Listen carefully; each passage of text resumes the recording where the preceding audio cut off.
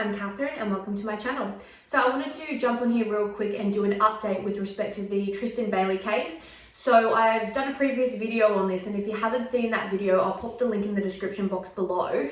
But by way of a very brief summary of what this case entailed. So on Mother's Day of 2021, 13-year-old Tristyn Bailey snuck out of her house at approximately 1:15 a.m. in the morning. So her family recognised that she was missing at 10 a.m. on Mother's Day, and so they called the police. The police then put out a notice to all of the people in the neighbourhood, and the neighbourhood are very involved and active with helping the family to search for young and missing Tristyn. Now, 16 hours into the search, one of the neighbours was going for their regular morning jog, and they found the body of a young girl brutalised in a nearby bush. So another neighbour's CCTV footage observed Tristyn and a classmate, so her 14-year-old classmate named Aiden Fucci, and they were walking through an amenity centre together at approximately 1:30 in the morning or around that time. Now, what you can see from the neighbour's CCTV footage is that Tristyn and Aiden together enter the bushland, like the bushy area where her body was later found together, and 3 hours later, Aiden re-emerges from the bush alone. Both Tristyn and Aiden lived in this middle to upper class community, and most of the houses there were, worth at least $500,000 and up. So it was this very well-respected, tight-knit community which had basically no crime. And so you can imagine that this is why the public and the people in the community have absolutely gone wild over this case. It's been a social media and internet storm. So Tristyn Bailey was very popular in high school. She was a successful cheerleader. She did competition. She was very successful and very well liked. And she comes from a very nice family. She was one of 5 siblings. Now, what I can see is that Aiden and his family, they moved into the tight-knit community about 6 months before this murder. So they were pretty new to the tight-knit community. There's not a lot about Aiden or his personality that I can find that's been released so far, but I'm so interested to hear about what his personality was like. What was he like at school? What was his school record like?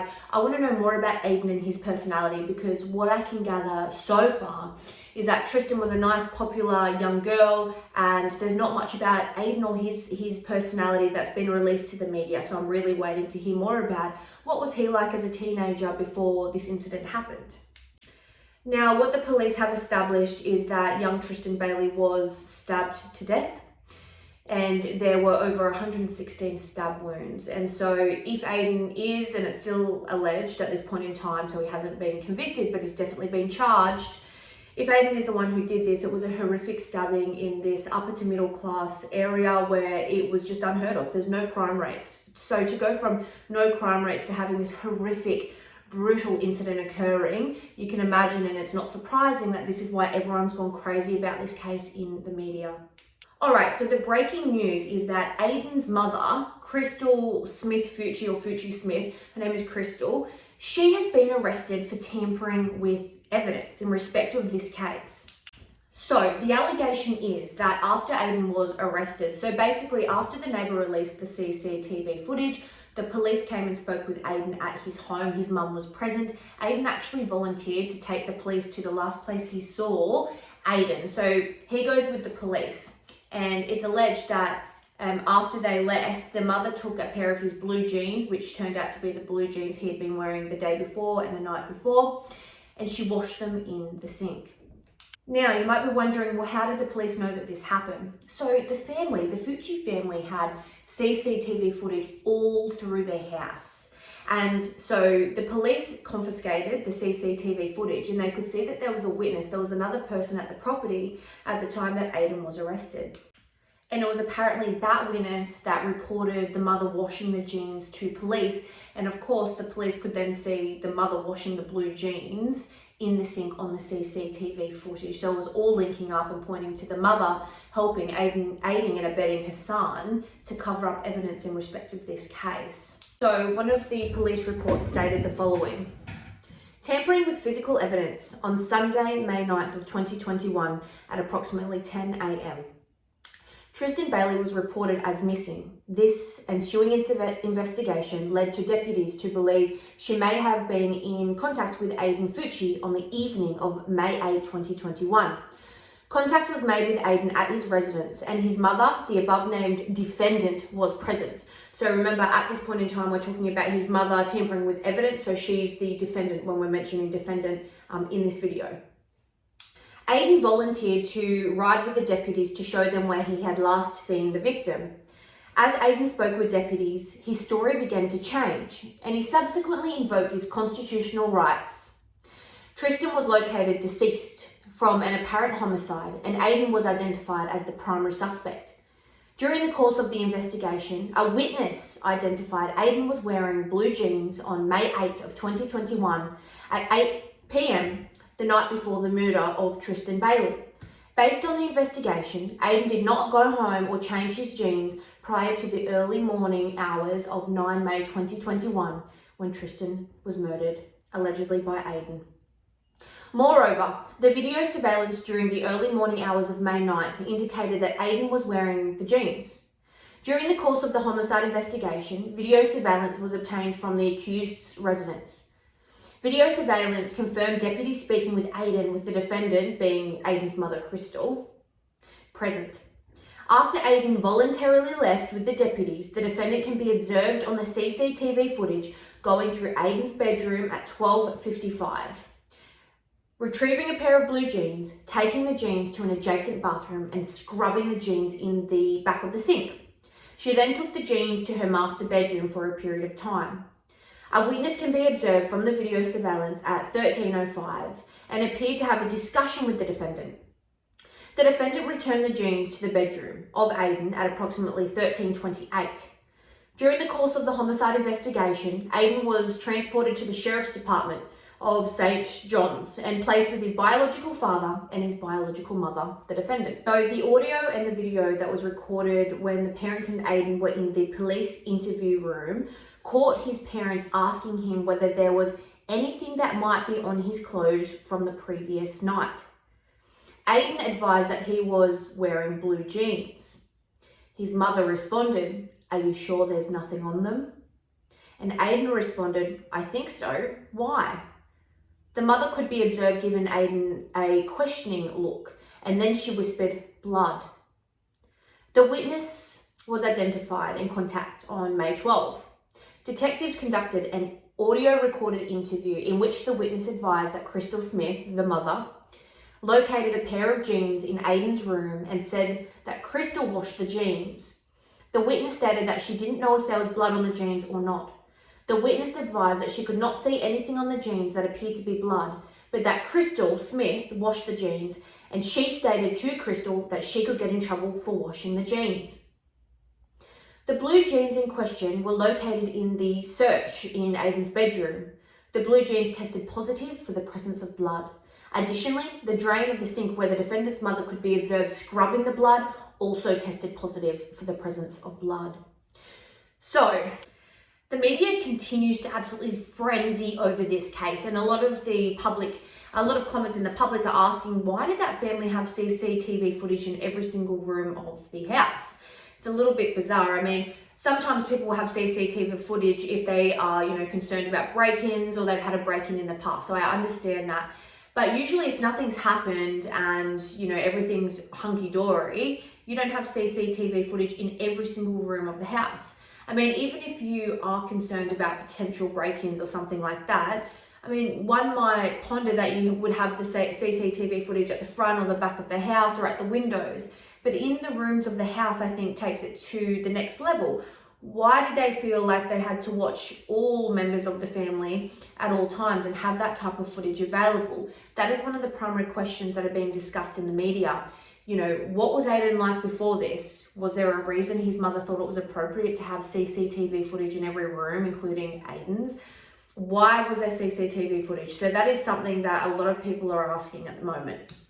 The other thing that a lot of people have observed is that, it's not usual that if something like this happened, that as a parent, you would just assume the worst, that your child was guilty. A lot of parents would probably think, my child hasn't done this. If there was no signs of conduct disorder or bad conduct in the past, or the mother wasn't suspicious at all about her child, wouldn't you suspect or expect that her response would be, oh, of course, like, what's going on? I mean, you might get a lawyer just for safety, but you know, the first thing you would do wouldn't be to go and scrub his jeans. Why would your mind be thinking about, okay, I've got to go and hide all the evidence? If you genuinely thought your child would never behave like that or kill someone, the mother's behavior is somewhat suspect. A lot of people are commenting that it's almost like as soon as she heard about this, as soon as the police arrived, she knew. Whether or not she knew what he had done specifically, you know, murdered someone, or whether he might have just been involved in something. But people are wondering and questioning and commenting on the mother's behavior, which almost automatically seems to align with the fact that she thought her son was guilty of something horrific. I mean, it speaks volumes that as soon as she and the biological father were with Aiden in the interview room, and also a little bit silly, come on, everyone knows, or at least you and I, people that are into true crime, we all know that those rooms are recorded. So for the mother to ask those questions and give him the knowing look and then ask if there's blood on his pants, to me, that indicates that she probably knows he's guilty, or, you know, she might be thinking there's more to the story. Maybe it was a love story gone wrong. Who knows? But that hasn't come out. All that's come out is that as soon as this is raised, the first thing the mother does is jump to tampering and hiding evidence, which to me seems like she thought, yep, he's probably guilty, and how can I help my son stay out of trouble? And you have to think, you know, as a parent, I can understand you want to do right for your child, but this is a 14-year-old boy. What does that mother think he's going to be doing? Say if he got away with this, what does she think he's going to be doing when he's age 30 or 40? These types of tendencies don't just go away. He's brutally murdered a girl. I think even though it's your child, it's better to teach your child responsibility and, you know, to have justice in respect of their wrongdoings. I mean, I would be just so fearful that something like this might happen again. So I am absolutely hanging on the edge of my seat to find out if Aiden is going to be taking this matter to trial and defending it, or whether they might offer him a plea deal. Part of me is interested in this case, so it would be interesting to hear all of the evidence that comes to light. I'm particularly interested in whether there were more aspects to the motive. You know, was there a love interest that went wrong? Or is he just a cold-blooded killer, planned, premeditated to kill his young friend? I really would like that answer, and I'm sure that Tristyn's family would also like to know if there's anything else behind this, or whether he's just a cold-blooded killer. However, so because of Aiden's age, so he's 14 years of age, so he's not going to be, the death sentence is off the table essentially. And so there could be that the prosecution offers him a plea deal to avoid going to court, which granted it would be difficult for her family and for everyone, but some victims and some victims' families say that sometimes going to hearing gives them that feeling of justice. It's, you know, their day in court, their time to speak. They can give their victim impact statements. And so it'll be very, very interesting to see if this one goes to court. I mean, the evidence is overwhelming, and now Aiden's own mother is facing her own charges, felony charges of tampering with evidence. On that point, Aiden's mum has been released, and so she could be watching these videos right now. She has been released, however, that she's been involved and she's been charged with a felony with respect to the tampering of that evidence. It'll be interesting to see how Crystal treats this. I mean, will she argue, for example, that she did all the washing for the house and she was simply doing the washing? I mean, the fact that she had guests over and that the police had just been to her house, in my view, that would be a very weak defense. But it would be interesting to see how she defends the felony charge against herself. That's interesting. And I think it's also interesting that apparently one of the neighbours have reported that the Fucci family have not been back to the community, to their little area, back to their house since the day of the murder. And I guess that's not really unsurprising given the circumstances of this case and the brutality of the incident, but they have not been back to their house. All right, so what do you think about Aiden's mother's involvement in this case?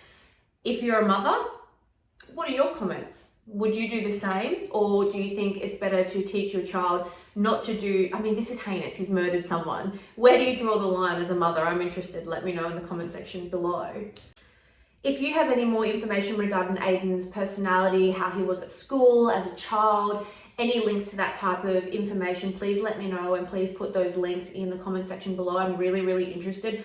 I feel like I've heard about Tristan and her family, but I haven't heard enough about Aiden or his family, and particularly Aiden's personality. Like, what was he like before the incident happened? And I'm dying to receive some more information in that respect. So if you have any links that are relevant, please put it in the comment section below. Okay, so I'm going to continue to update you as this matter progresses. If you like this content, don't forget to like this video and subscribe to my channel, and I will see you in the next one. Bye guys.